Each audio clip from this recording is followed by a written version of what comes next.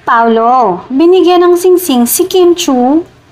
Trending ngayon ang panunukso ng It's Showtime host sa actress na si Kim Chu dahil sa singsing na suot nito.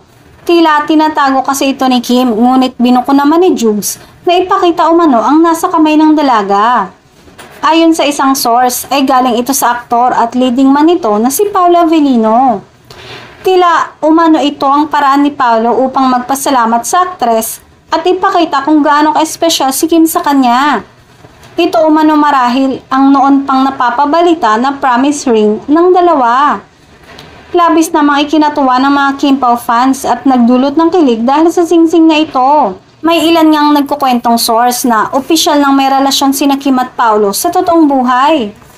Nauna nang naibalita na sa Italy na buo ang kanilang pagmamahalan, subalit tinatago umano ito ng dalawa upang makaiwas sa mga kontrobersya na maaaring makaapekto sa kanilang ginagawang proyekto.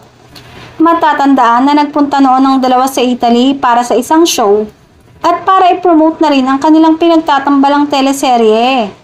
Marami naman ang nakapansin na magmula noon ay tila iba na umano ang naging treatment ni na Kim at Paolo sa isa't isa.